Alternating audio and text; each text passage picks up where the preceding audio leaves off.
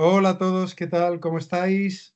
Bueno, bienvenidos a este webinar sobre lesiones del futbolista. Y, y bueno, primero lo primero que voy a hacer es presentar un poco nuestro máster de fisioterapia deportiva MIR. Sabéis que es un máster, este año hemos hecho dos ediciones, vamos a abrir una justo ahora en junio. Pues que empezamos todavía estáis a punto de escribiros, empezamos en prácticamente 2 semanas, creo que es el día 27. Y bueno, sabéis que podéis hacerlo online y presencial, tiene 60 créditos ECTS, 60, se pueden hacer prácticas presenciales en Holistic, centro de recuperación, también en Club Baloncesto Getafe. Y bueno, la principal fortaleza del máster son sus profesores, tenemos mucha experiencia, llevamos creo ya 18, 19 promociones, se me ha ido ya la contabilidad. Y bueno, muy contento, la última edición llenamos con 31 personas o 32. Y bueno, la verdad es que estamos muy contentos con todas las experiencias que estamos teniendo y la verdad muy bien. Y nada, con esta mini presentación de lo que es el máster, empiezo ya a lo que es mi charla en este caso, va a ser sobre lesiones de rodillas. Bueno, creo que estoy ya compartiendo toda la pantalla. Vamos con la presentación.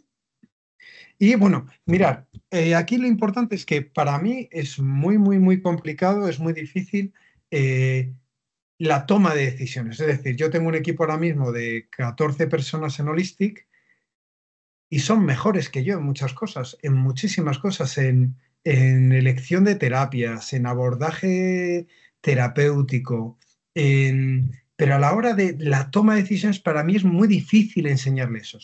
Sobre todo, cuándo hay que hacer una cirugía, cuándo no, cuándo hay que meter carga y cuándo no. Hay tantos factores, el momento de la temporada, la edad del jugador. Entonces, cuando yo hasta hace 6 días volví de Armenia y tuve dos casos de dos jugadores jóvenes muy parecidos, pero al final la toma de decisiones fue muy, muy diferente. Entonces, eh, estas cosas que muchas veces yo no puedo explicar es lo que yo quiero que veáis esa visión en esta charla que voy a dar. ¿Vale? Entonces, bueno, los casos clínicos son dos jugadores jóvenes que asisten a consulta para la decisión de abordaje terapéutico, cirugía o no.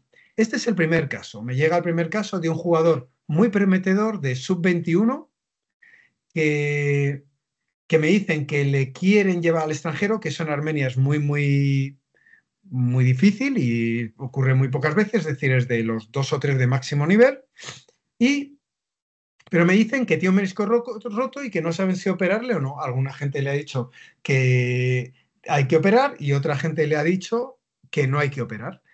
Tiene la rodilla en ligero flexo, entonces imaginaos la rodilla en ligero flexo con protección del popliteo y tiene muy poquita inflamación, tiene una gotita de inflamación.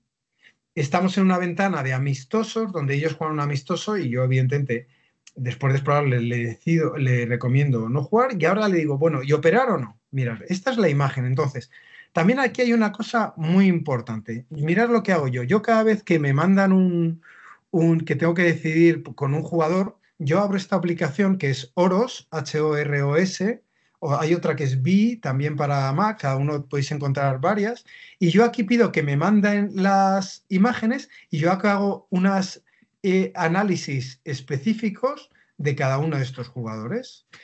Pues, por ejemplo, Sarsian Tigran, voy a poner un ejemplo, es un jugador que ha venido a España a operarse con el doctor Cristóbal, que es una persona mía de referencia, y fue muy bonito verlo porque resulta que cuando le vamos a operar está diagnosticado de rotura de cruzados y fijaros cómo fue la toma de decisiones, que cuando le operamos, esto es la cirugía posterior, tiene dos ligamentos, tiene un ligamento, fijaros, aquí se ve muy bien, tenía roto el cruzado, estaba diagnosticado de rotura total, pero cuando entramos en cirugía hay un remanente del ligamento cruzado que está vivo y lo dejamos ahí para que no cambie los ejes de rotación y otro que está roto, entonces dejamos el que está vivo ahí y ponemos un implante. ¿vale? Bueno, pues el análisis posterior de lo que es esta imagen, pues yo lo hago aquí, también si tiene un menisco, él tenía un daño meniscal en la zona más externa, pues, y con un poquito de quiste, también la zona interna, bueno, pues yo siempre lo que hago es que el menisco interno también, la zona más periférica, al no ser inestable lo dejamos, bien. Esta toma de decisiones la tenemos que hacer de una manera correcta. ¿Qué es lo primero? Y esto es súper importante, que nosotros, que es lo que yo intento vender mucho en redes sociales, os bombardeo un poquito por allí con casos clínicos y tal, nosotros como fisios tenemos que tener la capacidad de interpretar las imágenes, porque si no, tendremos que fiarnos de lo que nos diga el informe.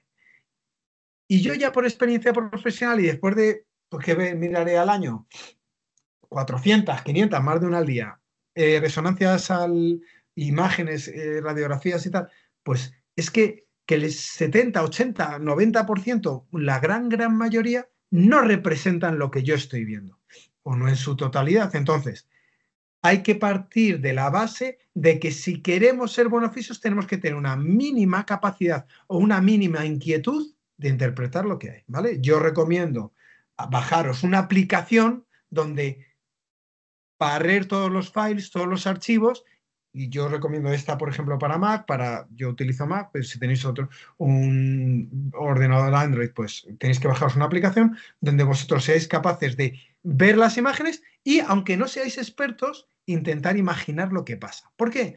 Porque si lo hacéis si lo hacéis una vez, a lo mejor no lo hacéis correctamente, es decir, evidentemente no sois expertos, no vais a verlo todo, pero si veis esa imagen, luego veis el informe y vais haciéndolo esto muy a menudo, al final cogéis ese sexto sentido y cogéis un poco de habilidad en ver lo que está pasando. Bien, entonces, ponemos este caso clínico, un chaval de mucha proyección, sub-21, operar o no, tiene algo de defensa en el popliteo y veis cómo esta imagen está claramente roto. ¿Cuál es el problema que tenemos aquí? El problema que tenemos es que es muy periférico. Entonces yo aquí, o bien, lo normal es que las roturas se abran arriba y tiene una cosa buena, que dentro de que tiene el menisco mal, y me dicen que lleva ya varios meses, veo que no tiene sufrimiento o edema o sufrimiento en el cartílago ni de fémur ni de tibia. Entonces, por ahora lo puedo mantener. No está muy inflamado, está un poquito protegido, pero está claramente roto. ¿Operar o no operar? Aquí la operación, lo malo es que es muy periférica, tendría que quitar todo esto o suturar abajo, que es una cirugía que no todo el mundo lo puede hacer. Segundo detalle, y para esto también, yo que antes no utilizaba mucho el ecógrafo, yo ahora cada vez utilizo más el ecógrafo. Gracias al ecógrafo, de repente estoy organizando, visualizando la integridad interna y veo, para visualizar el menisco, y imaginarme lo que está pasando y veo que hay una interfase entre el ligamento lateral interno y el menisco interno. Entonces, vuelvo a la resonancia y veo que tiene un engrosamiento del ligamento lateral interno y que tiene esta línea. Y le pregunto al jugador, oye, pero tú aquí, tú me dices el menisco, pero no has tenido nada de ligamento lateral interno. Y me dice, bueno, hace un año yo tuve, justo el verano pasado, tuve una lesión donde me dolía mucho la zona interna, pero sigo jugando, justo me pillaron las vacaciones, tuve molestias al golpear. Y digo, claro, pero es que aquí tenemos un segundo problema. El problema es que el menisco que tiene que estar, me sale en inglés, attached, como junto, pegado al ligamento lateral interno, ahora no está. ¿Y ese qué problema hay? El problema principal es que la guía, el ligamento lateral interno, de alguna manera, cuando se mueve el cóndilo con respecto a la tibia, guía al menisco interno dentro de ese compartimento. Entonces, si no está unido, hay más fallos en el movimiento, en la biomecánica, y es más fácil que se quede atrapado. Mal pronóstico. Hago otro análisis de la imagen y veo pues claramente cómo está roto, pero no tiene solo esa fisura horizontal, sino que tiene una rotura dentro del menisco en la parte más posterior. Entonces, chicos, toma decisiones. Pues ahora el problema es que él va a fichar por un equipo extranjero y la cirugía que tendríamos que hacer es o una cirugía muy complicada de sutura o quitarlo entero. ¿Qué vamos a hacer? Pues primero tirar por el lado conservador.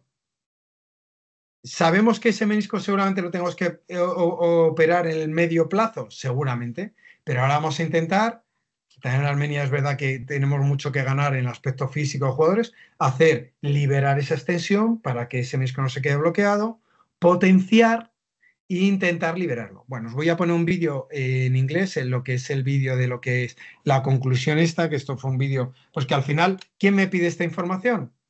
Me la piden los mandamases de la federación. ¿Qué hacemos con este chaval? ¿Operar o no? Y esta es la explicación y vamos a ir paso a paso, ¿vale? Porque dentro de que os he dado mucha información, lo vais a ver muy claro. Y aquí lo que quiero que os quedéis, que es lo que es muy difícil a mí explicar, es que lo que es el tesoro, lo que brilla, la información importante, no es que tenga el menisco roto, porque eso lo sabría todo el mundo interpretar. El problema es el por qué. Y el problema es, y lo más importante es saber interpretar que no solo está roto, sino que tiene un problema biomecánico de que ese menisco está sufriendo también porque no tiene la guía ligamentosa de esa unión al ligamento lateral interno y que por eso está sufriendo un poquito más. Bueno, pues vemos el vídeo y os voy traduciendo poco a poco. Es un vídeo de 1 minuto 20, muy rápido. So we have an Tenemos horizontal fissure. Tenemos una fisura horizontal. Is open in the lower part. Está abierta en la parte más baja, que no es lo común. Viene de una lesión previa donde tuvo una lesión en el ligamento lateral interno y ahí es donde se desinsertó, que esa es la información importante para la toma de decisiones.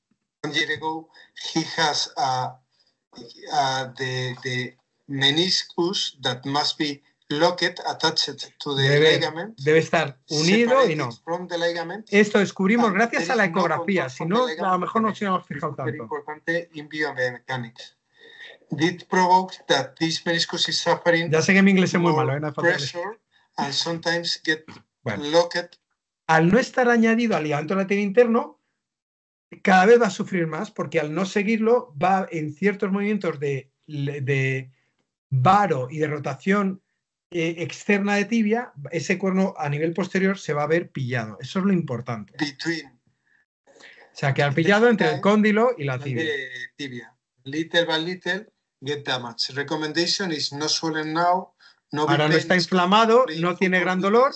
But we must do MRI every 6 months to check that there is no. Entonces, no operamos ahora, pero aquí el peligro es que empiece a sufrir el cartílago o el hueso subcondral. Entonces tenemos que operar porque el menisco, en vez de estar ayudándonos, quitándonos carga, amortiguándonos, nos está creando más daño. Entonces lo tenemos que quitar. Entonces, cada 6 meses un jugador importante, vamos haciendo una resonancia de control para saber que ese menisco no está creando más problemas. Porque entonces, si yo a los 6 meses le hago una resonancia y veo aquí ya que está blanquito o el cartílago empieza a tener algún mordisquito, hay que quitarlo, ¿vale? Estaría fastidiándonos, digamos, estaría creando más problemas. Pues mejor limpiarlo, aunque nos duela. Mejor o suturar o quitar. Primero sería sutura, por supuesto. Edema in both bones, and he must get freedom to the posterior part to have full range of extension. Don't make it. Entonces, recordar que tiene que tener todo el grado de extensión para que no se quede tan atrapado, liberar poplito y demás. Make surgery. Next precision he begins normally, but if he feel pain, we must do. La siguiente pretemporada, entonces, le hemos hecho un programa específico de entrenamiento para potenciar y estabilizar esa rodilla, una carga de carrera y de entrenamiento en el pitch, en el césped, en el campo, específico para él, 3 semanas de progresión y luego empezará con el equipo. No sabemos si empezará en Armenia con este equipo extranjero. Ahora, si no tiene ningún problema, tira para adelante, pero tenemos que estar muy atentos, ¿vale? If not, we keep on going. Muy bien.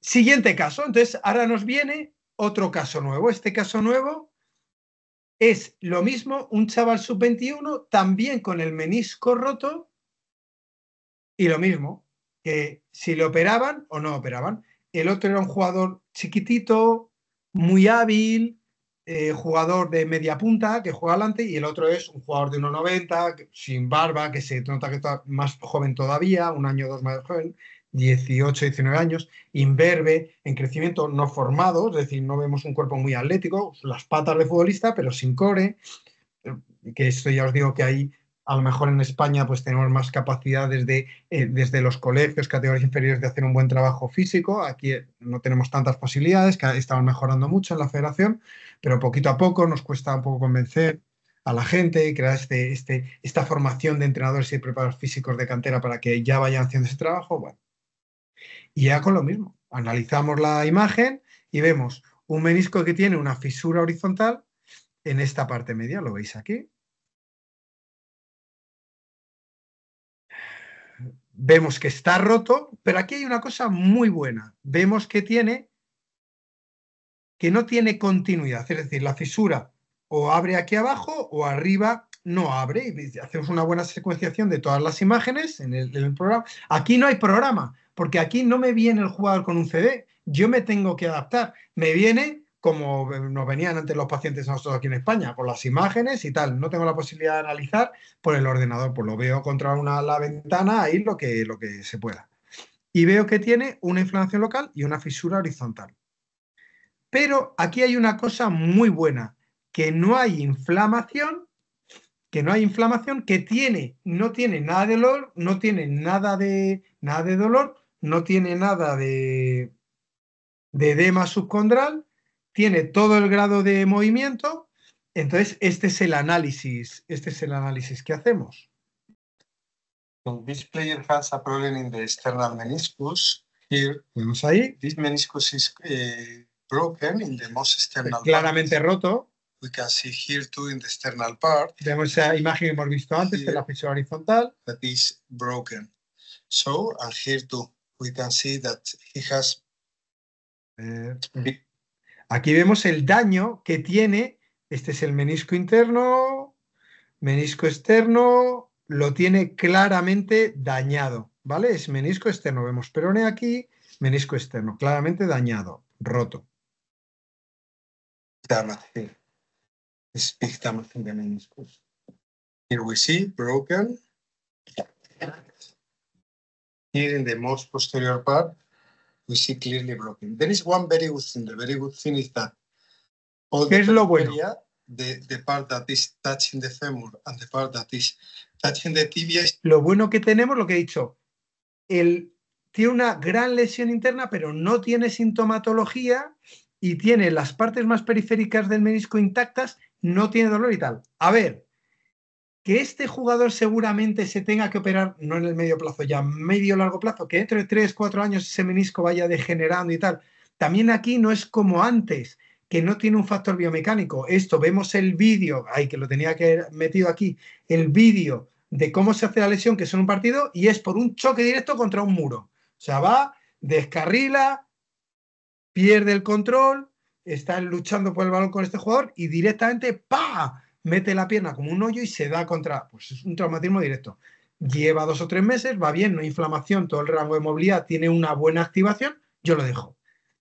¿Por qué? Por el mismo razonamiento que hemos hecho antes, porque yo sí, ¿qué opciones tengo a nivel quirúrgico? O lo quito entero, porque no es una parte terminal, la parte más white que llamamos, es en la parte red, en la parte más periférica, que está vascularizada, pero bueno, sabemos que no va a terminar de reparar.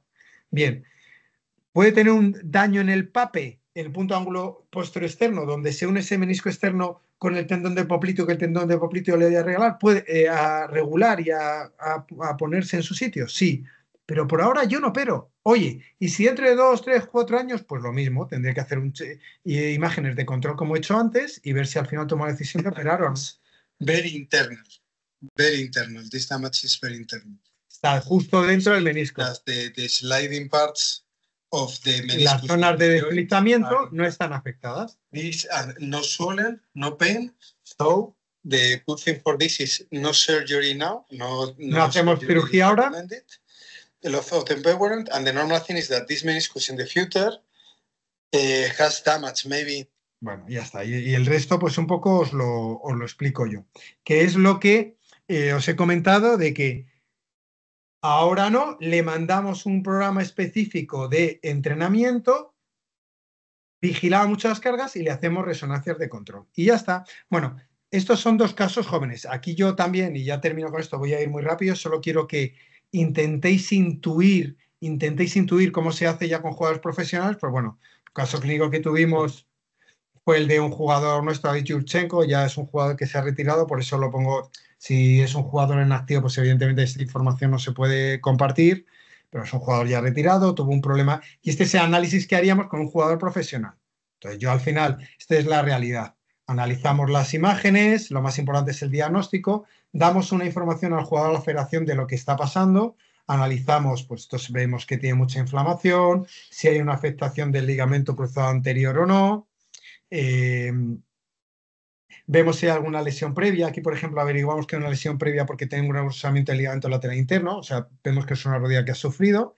Y bueno, toda esa información que nos está dando del jugador, del cruzado que tiene afectado, pues nos hace ver que está sufriendo la rodilla. Entonces, ¿qué le pasaría a estos jugadores jóvenes si siguieran mucho tiempo con ese daño? Pues al final crearían un problema degenerativo en el hueso o en el cartílago que estamos viendo aquí.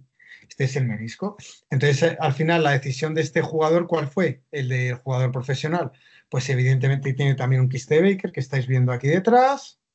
Entonces, por lo que la decisión, un engrosamiento del ligamento cruzado, fue pues mantenerle durante 2 o 3 meses hasta que terminara la temporada, haciéndoles vendajes específicos para sujetar todo ese compartimento interno con tiras activas y menos activas. Hacerle neuromodulación, por supuesto, que estáis viendo aquí. ¿Vale? Tratamiento ahí con neuromodulación de esa zona interna para quitarle dolor, pero luego al final le hacemos análisis biomecánicos de salto con aplicaciones móviles, hacemos una potenciación específica, hacemos tratamiento de EPI también para ese menisco, que yo he puesto también varias publicaciones que yo lo hago dentro del menisco, que bueno, eso es una cosa debatible, y luego hacemos un entrenamiento específico, tanto de hidroterapia como de entrenamiento físico con balón, con nuestro entrenador de porteros, con Roman, en progresión. Pues vamos de lo más básico a lo más complicado, hacemos un entrenamiento específico y luego le cuidamos mucho con hielo. Y luego, ¿qué pasa? Que cuando ya termina la temporada, pues aquí lo que hacemos es la operación. Mira cómo está ese menisco. ¿Vale? Y ahí siempre intento estar en la cirugía con los jugadores para tomar las mejores decisiones. Aquí lo que se hizo fue, esto también es interesante, un retensado se le quema un poquito con un vaporizado al ligamento cruzado anterior para que coja tensión, lo vais a ver ahora. Se quema, se vaporiza el cruzado para que las fibras se encojan y coja más tensión. Esto es interesante, que es algo que no suele saber cómo se hace. Mirad, ¿veis cómo va cogiendo tensión? Bueno, y al final pues se toma esa decisión de hacer cirugía fuera. Y esto, bueno, espero que os haya gustado. Esto es un poco lo que os he intentado transmitir, es que cuanto más información tengamos del jugador, cuanto más experiencia, mejor tendremos la toma de decisiones. Y bueno, esto no es fácil, pero tenemos que irlo gestionando y trabajando poco a poco. Pues evidentemente nosotros en el máster lo que intentamos es intentar abriros las puertas de la formación de que esto lo podéis hacer y daros también una información en radiodiagnóstico para que, y también en abordaje terapéutico, en toma de decisiones, para que esto lo veáis lo más correctamente. Y ya está, y nada más. Y con esto termino mi presentación. Espero que os haya gustado muchísimo y os haya súper encantado.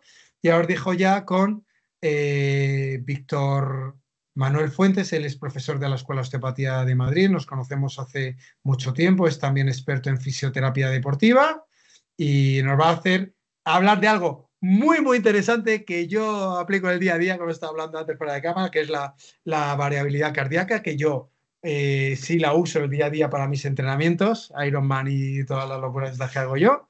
Y bueno, espero que os guste mucho. Tú también, Víctor, por favor, termínate de presentar ahora cuando yo apague para dar la información que creas conveniente. Y nada, muchas gracias a todos. Yo me quedo aquí con Víctor, me quedo escuchándole también. Y luego cuando termine él, pues ya hablo con todos vosotros. Lo he hecho perfecto, ¿eh? ¿Has visto? 20 minutos, lo he clavado, Víctor. ¿Me ves la presentación, perdona? Sí, sí se ve, está perfecto, Víctor. Pues muchas Venga, gracias. hasta luego, luego nos vemos. Chao. Hasta ahora. Chao. Bueno, pues lo primero y principal, bueno, lo voy a decir porque ha sido parte de mi vida y de mi formación, agradecer a Pablo. Desde el momento en que se me propuso este webinar con él, pues he tenido la suerte de ser su alumno, de ser su compañero de trabajo y de coincidir con con él en mucha parte y siempre hay que agradecer todo lo que han hecho por nosotros para que podamos también dar formaciones. Así que eso que te llevas, Pablo, que estoy súper orgulloso de poder coincidir contigo. Antes de empezar este caso clínico, chicos, desde la visión osteopática, quería comentaros cómo está estructurado la formación de la Escuela de Osteopatía de Madrid.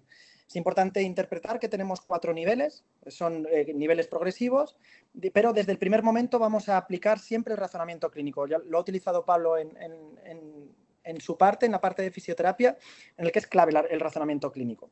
Después de esos 2 años, ya al acabar esos 2 años ya vais a tener un máster de formación permanente en disfunciones neuromusculoesqueléticas con 90 créditos y luego os va a dar la opción de seguir 2 años más o 2 cursos más en el que ya se va a ampliar más en osteopatía avanzada, una osteopatía basada en visceral, cráneo, que también es importante como vamos a ver en esta parte.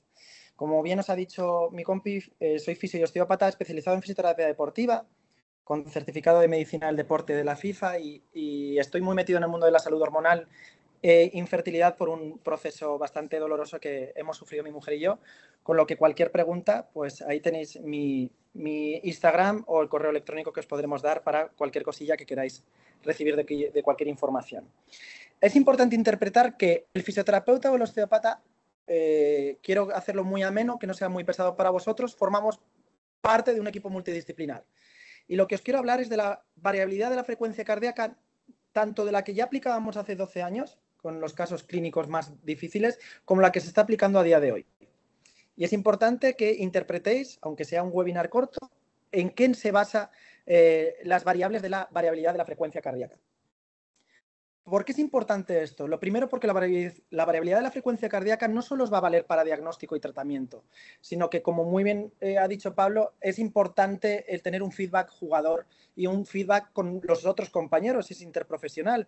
De hecho, ese trabajo que me avaló la Escuela de Osteopatía de Madrid para el servicio médico de un gran club de fútbol, es importante porque al principio pensaban que yo hablaba con la unidad de cardiología, luego se dieron cuenta que era la unidad de traumatología, hasta ver que realmente pues esto nos va a servir para presentar proyectos o artículos y publicaciones científicas y entrar dentro de lo que hablamos la medicina moderna.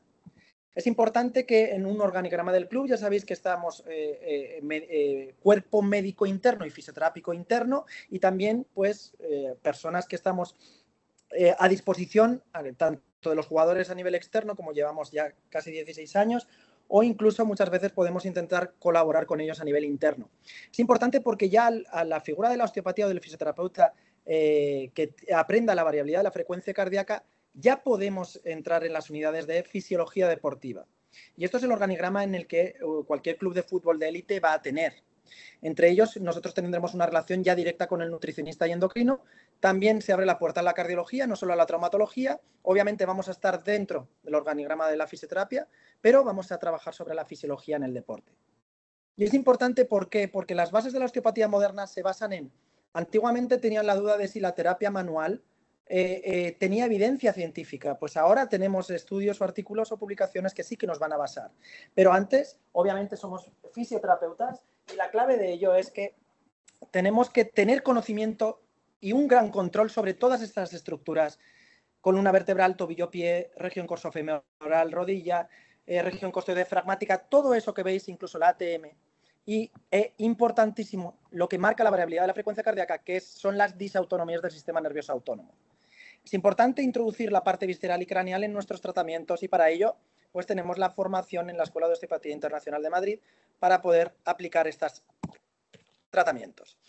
Es importante el modelo de interdependencia regional. Esto era lo que antiguamente hablábamos de cadenas. Entonces, ¿por qué a un jugador es importante que si se le extrae o tiene una pérdida de un premolar, cómo puede influir en la región cervical o incluso en la probabilidad de tener lesiones musculares? O incluso un desajuste a nivel de la podología. O incluso cuando hay una lesión de la cintura escapular. Una tercera imagen que ya he tenido la suerte de hablar con algunos que trabajan en el club, cómo la pisada, si os dais cuenta, la diferencia del césped en las botas de ese jugador con su segunda lesión del ligamento cruzado anterior que tuvo. También las lesiones de codo, cómo pueden llegar a producir, mediante interdependencia regional, una cronicidad y un dolor cervical, una cervicalgia. Pero también no solo nos tenemos que basar en la parte traumatológica, en la imagen primera y segunda, donde veis cómo un jugador se está llevando la mano al cuello, o cuando hay un problema pélvico que puede producir una lesión a nivel del miembro inferior o de los apoyos, y en la tercera imagen la importancia del sistema nervioso autónomo, y también en la cuarta imagen los traumatismos craneales que pueden llegar a influir y generar una interdependencia regional en unas disfunciones a distancia de lo que es el traumatismo. Para ello es importante entender cómo puede influir la variabilidad de la frecuencia cardíaca y qué es lo que vamos a aplicar en ello. Para eso, la variabilidad de la frecuencia cardíaca se basa a nivel de la cardiología, si veis el electrocardiograma, la onda PQRST, siguiendo el abecedario, el complejo QRS habla de la contracción ventricular. Entonces, hablaría de la diferencia en milisegundos entre la contracción de los ventrículos. Antiguamente, hace 14, 15 años, se hablaba que cuanto más simétrico era los milisegundos, el deportista de élite estaba en mejor rendimiento. Ahora se ha visto que obviamente no. Cuanto más distinto sea la distancia entre esas ondas R, mejor está adaptado el jugador de fútbol. ¿Y por qué hablamos de variabilidad de la frecuencia cardíaca? Porque hablamos del tono motor vagal. Nosotros vamos a aplicar esto, sobre todo, somos fisioterapeutas, nosotros nos basaremos nuestro tratamiento en lo que todo ha explicado Pablo, y aquí veremos casos de jugadores que están con cronicidad en sus lesiones, con recaídas, para ayudar a los compañeros a poder tener una herramienta eficaz para poder llevar a su deportista al máximo rendimiento, que es por ello por lo que estamos en esto. Entonces, ¿cuáles son los valores cuantificables? HRV es variabilidad de la frecuencia cardíaca. Dentro de esa variabilidad tenemos la RMSSD, que es el tono del vago, es el tono motor vagal, y la SDNN, que va a hablar sobre la resistencia periférica. Por eso son tan importantes las técnicas periféricas, para mejorar el rendimiento. ¿Y por qué es importante también identificar un marcador que no tiene cuantificación científica, pero es importante para los fisiólogos, que es el total power, que ahora vamos a ver? Como os he dicho, interpretación de esas variables.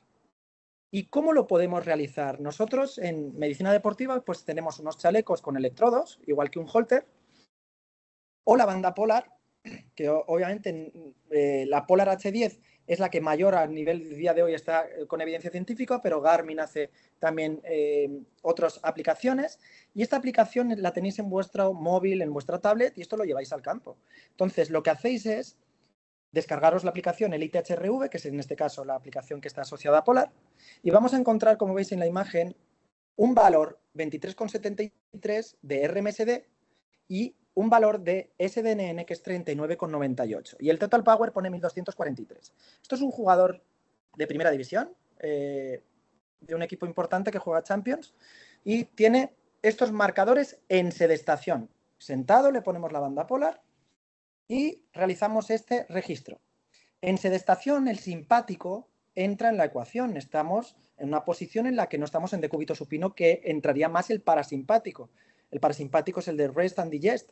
Entonces, cuando yo trato a este jugador X, los valores de RMSD se aproximan a 98,32 y SDNN de 154,64. Mientras que la batería de ese jugador a día de hoy, en ese momento, están 9.729,93. ¿Qué ha pasado? Todos estos informes los vamos a pasar a una aplicación, a un software de cardiología, donde se ve una gráfica en azul que habla del parasimpático y una gráfica en naranja que habla del simpático. Este es el mismo jugador. Si os dais cuenta, solo fijaros en la línea del medio, RMSD y Stress Index. En la gráfica de la izquierda, la línea media naranja está por las nubes, está muy alta. Y el valor de RMSD en ese mismo rectángulo a la izquierda está en 13,9. Mientras que después de la terapia sería un T3, trabajamos al paciente y lo que hacemos es hacer otra medición, está en 53,9.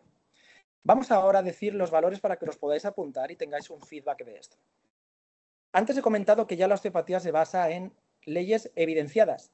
¿Qué vamos a aplicar? La ley de Frank-Starling y la ley de presión-volumen. Es importante identificar que estas dos leyes van a ser el marcador de toda nuestra terapia a nivel del jugador profesional. Para ello, ¿qué vamos a utilizar? Técnicas periféricas que mejoren la variabilidad de la frecuencia cardíaca.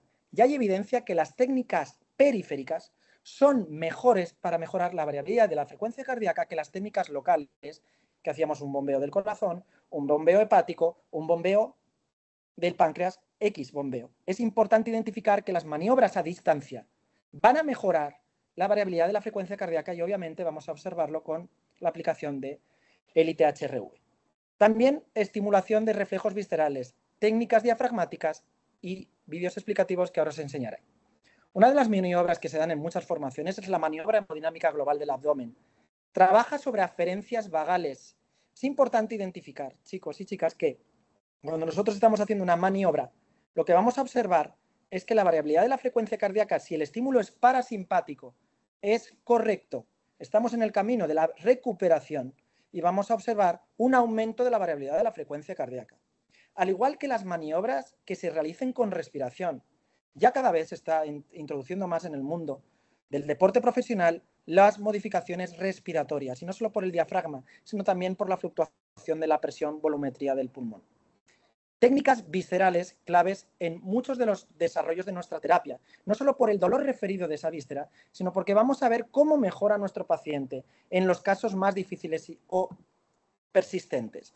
Para ello, todo lo que veis ahí, la ley de Hilton, que habla sobre estructuras viscerales que mejoran la perfusión, las células enterocromafines, no solo del riñón, sino del intestino, maniobras de estiramiento y cizallamiento que van a activar un núcleo vagal, que es el núcleo del tracto solitario, que es importante para producir un cambio. Y ahora explicaré por qué el nervio vago es importante. Es importante también que todas las técnicas que vayamos a realizar tienen una influencia en las vías intestinales. Vamos a activar vía linfática y venosa. Antes he visto en la presentación de Pablo un jugador que tenía una máquina de presoterapia. La presoterapia obviamente influye en la resistencia periférica, con lo que obviamente puede llegar a influir en la variabilidad de la frecuencia cardíaca. Vía respiratoria y sobre todo, importante, el clúster de técnicas. Pero como muy bien ha dicho Pablo, hay que primero hacer un razonamiento clínico y saber muy bien el diagnóstico para disminuir el número de técnicas que vayamos a realizar. Para ello, la aplicación terapéutica sería esta. Estas son imágenes que obviamente pues, no son jugadores profesionales porque no se puede a día de hoy, como muy bien ha explicado Pablo antes. Entonces, vamos a tener el registro, vamos a tener un corazón rojo en la tablet, que es la frecuencia cardíaca, y un corazón amarillo que va a hablar sobre la variabilidad de la frecuencia cardíaca. ¿Qué moduladores hemos tenido que presentar en clubs de élite para aceptar que todo puede ser tratado desde la terapia manual, o gran parte, mejor dicho, puede ser tratado desde la terapia manual? Vamos a trabajar sobre el sistema varoreflejo a nivel respiratorio, sobre el sistema intestinal y sobre el sistema trigeminal, porque el trigémino y el vago siempre van a estar dentro de la misma ecuación. Para ello, yo he utilizado un registro en la parte de la imagen de arriba, es WeCardio, es una aplicación que da NESA en sus aparatología, y la parte de abajo está Polar. Si os dais cuenta, Polar, ahí se presentan 142 pulsaciones por minuto y 51 de variabilidad de la frecuencia cardíaca, cosa que WeCardio no registra ese pico de frecuencia cardíaca. Esto me habla de artefactos a nivel del Polar, pero esta aplicación corrige esos artefactos. Valores que tenéis que tener en cuenta en un webinar corto, chicos. La RMSD en población normal tiene que estar en 45. La SDNN entre 50 y 100. En el deporte profesional luego vamos a ver qué es. La frecuencia cardíaca entre 60 y 80. Los que os aplicáis al deporte profesional, la frecuencia cardíaca está incluso por debajo de 40. Pero valores por encima de 70 en el momento de la consulta y SDNN por debajo de 50, según la evidencia, hay riesgo cardiovascular. Hay que mirar cómo está el sistema trigeminal y el sistema gastrointestinal. ¿Qué elementos tenemos que preguntar en temas persistentes, en recaídas? ¿Cómo está el sueño del deportista? ¿Cuál es el nivel de actividad física? Imaginaros cómo es la actividad física de un deportista profesional. Estrés crónico y sistema gastrointestinal. Si hay más de 3 clústeres que te está diciendo que tiene afectación, hay que valorar con esta herramienta de variabilidad de la frecuencia cardíaca. Otra imagen, lo que vamos a utilizar son variables de tiempo, son las más fáciles, aunque cuando hacemos trabajo con fisiólogos nos piden las variables de frecuencia.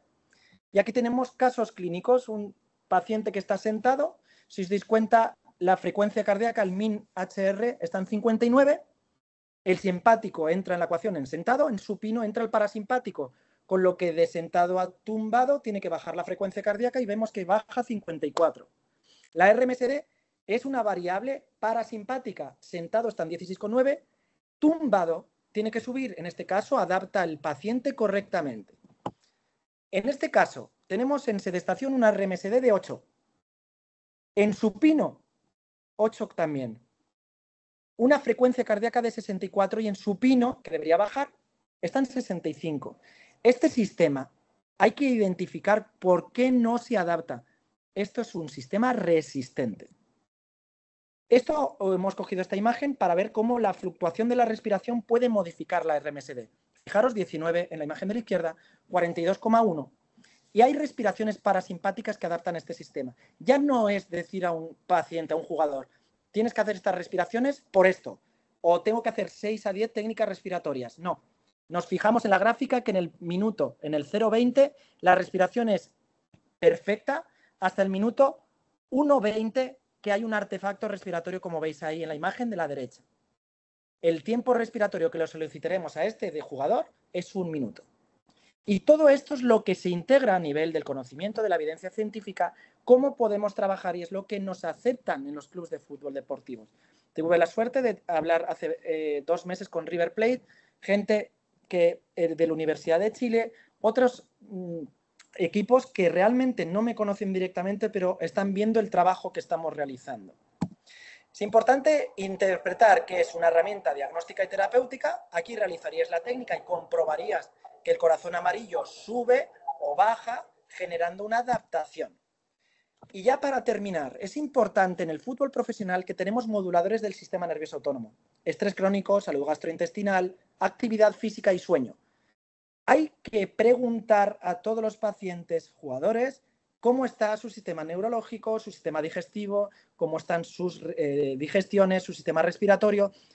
Sistema endocrino es difícil porque muchos de ellos en nuestras consultas están con el teléfono móvil, con lo que, y Pablo lo sabe perfectísimamente igual que yo, que hay que intentar que el jugador se centre en lo que le estamos haciendo, porque estas son terapias completamente distintas. Es importante añadir clúster en el deporte profesional, como es el estrés permanente, el estrés ambiental que ha comentado antes Pablo, la presión del club, los intereses personales, las relaciones interpersonales e interprofesionales, lesiones o recaídas, que es donde vamos a entrar con esta herramienta, intervenciones quirúrgicas, un cambio de sponsor o un cambio de país o de equipo. La variabilidad de la frecuencia cardíaca, a día de hoy, vamos a trabajar sobre la fatiga y el riesgo de lesión, y también el terapeuta manual va a hablar sobre prevención y mejoría de la capacidad de respuesta. Nosotros tenemos la variabilidad de la frecuencia cardíaca y el deporte de élite tiene el Training Stress Score, que es esta aplicación que se usa con una fórmula, que lo veis ahí en la imagen del medio, tiempo por potencia normalizada, que debajo de 150 marcadores te habla que la recuperación de ese jugador es completa al día siguiente. De 150 a 300 tiene un día de fatiga, pero la recuperación es total al segundo día. De 300 a 450, 2 días después del entreno, y más de 450 en esa ecuación tendrá un tiempo mucho más exigente, un entrenamiento ha sido muy exigente, perdonad, y un mayor tiempo de recuperación. Esto es importante, esto lo utilizan los fisiólogos y los redactadores, mientras nosotros aplicamos la variabilidad de la frecuencia cardíaca. Un caso clínico de un chico de 28 años, historia de lesiones musculares en región posterior, del miembro inferior izquierdo. A raíz de una eliminatoria de Champions, aproximadamente llega a casa sobre las 2:30 de la mañana, recae de su lesión en el entrenamiento matutino del día siguiente, se encuentra desesperado, el servicio de fisioterapia realiza un muy buen trabajo durante todo el año, realiza tratamiento del sistema inductivo, electropunción, no, perdonad, eso es una corrección, electropunción, fisioterapia, crioterapia. Gracias a todo el tratamiento de nuestros compañeros se ha mantenido en un nivel correcto, por decir la palabra muy baja, porque es increíblemente óptimo como le han llevado. Vemos al paciente ese mismo día de la lesión y observamos que presenta una disautonomía del sistema nervioso autónomo. Y encontramos esto, chicos. En decúbito supino, tumbamos al paciente y tiene una RMSD de 13,5 y una frecuencia cardíaca de 101. No ha dormido, obviamente a un alto rendimiento ya sabéis que les cuesta mucho dormir, pero fijaros, perdonad, os he dicho tumbado, sentado tiene una RMSD de 13,5. Le tumbas al paciente, no le has hecho absolutamente nada. Y el tono del vago, que es la RMSD, pasa a 141,3. Esto lo vais a encontrar mucho en el deporte profesional después de los partidos, que se llama fenómeno de saturación vagal. Y esto es uno de los mayores riesgos que vais a encontrar a nivel de las lesiones musculares. A día de hoy ese jugador, 3 años más tarde, tiene un rendimiento muy bueno a nivel muscular, está con una nutricionista muy buena y muy correcta y está recibiendo la terapia de una forma distinta. Es importante que identifiquéis en exjugadores y en lesiones. Ahora yo trabajo mucho también con exjugadores de fútbol para ver la variabilidad de la frecuencia cardíaca y evitar un riesgo cardíaco. ¿Y en qué nos basamos? En artículos y publicaciones científicas que han trabajado, pues, como veis, la variabilidad de la frecuencia cardíaca como indicador de fatiga, perfiles psicofisiológicos en el deporte, ese modelo biopsicosocial, monitoreo de la fatiga durante el periodo de competitivo y la variabilidad de la frecuencia cardíaca y su evaluación en deportes de resistencia como hace Pablo. Así que muchísimas gracias, chicos, muchas gracias por la oportunidad y cualquier cosita me vais diciendo. Bueno, yo como apreciación, una pregunta te quería hacer, Víctor. Primero, me ha encantado, me ha gustado muchísimo la presentación, muy interesante. Cuando tú pones que mides la variabilidad de la frecuencia cardíaca, ¿tú lo haces en el momento de la terapia o se lo pones todo el día o cómo lo haces? O sea, el registro evidentemente sabemos pues que tiene que ser bastante general, pero esas variaciones... Sí. Tú tienes el primer tiempo igual que un paciente convencional. Estás sentado, le pones la banda. Tú no le haces nada. Luego le tumbas y vas a comprobar si ya el sistema adapta solo. Luego te dejas la banda, pero no haces el registro. Tú lo único que haces es técnicas que luego vas a hacer en T3, que es el reposo, para luego poderlo cuantificar y ponerlo en el ordenador para que él vea cómo ha cambiado su sistema. Vale, guay. Pero tú luego la banda no se la dejas durmiendo ni analizas un 24 horas, ¿no? ¿O sí? Algunos sí. Vale, De hecho, vale. Los cardiólogos ya saben. Y luego yo tengo que hacerte estas observaciones que digo, si no me voy a morder la lengua. Ese que llega y tiene 100 y pico en reposo y tal, y que se ha acostado a las 2:30, hay que hacerle control de alcoholemia. Nosotros teníamos el último entrenador que hemos tenido en Armenia. Ahora estamos con un exjugador del Ajax, John Baschip, que es un fenómeno, y el anterior era un ucraniano, un señor mayor de más de 65, tal, viejajuela, y nos hacía medirle la presión a los jugadores. Y yo, pero la presión, todas las mañanas a los jugadores y tal. ¿Y sabes por qué lo hacía? Luego nos enteramos al tiempo para ver si alguno se había tomado... Nada, eso es la vieja escuela, las cosas estas locas. Que bueno, yo no sé si la gente tiene alguna pregunta que a lo mejor podríamos en el chat o si quieres decir tú algo más. Me adelanto una pregunta, Pablo. ¿Se hace a todos los deportistas? Eso sería lo ideal. Dejar la banda y que ellos se registraran sería lo ideal. Pero, sobre todo en los clubs, marcan a los que han tenido recaídas o que no hay que ver otra cosa aparte de la fisioterapia convencional. Vale, muy bien. Hombre, yo lo que vería interesante, aparte de esa medición in situ, sería, ya sabes que la variabilidad de frecuencia cardíaca, lo importante es el largo plazo y lo que necesitaríamos saber es también, sería interesante cómo le va afectando eso en el largo plazo. Pero bueno, he abierto aquí preguntas y respuestas. Chicos, os dejamos un momentito para si queréis poner alguna pregunta aquí. Nada. Abro también el chat.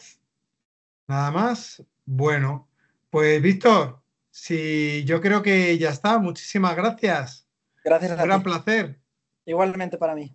Me saludas ahí a toda la gente, mucha gente, a toda la gente de la Escuela de Osteopatía y un besito para todos. Julia, mi amor, muchas gracias. Un besazo. Chao. Venga. Adiós. Chao, está muy bien, chao.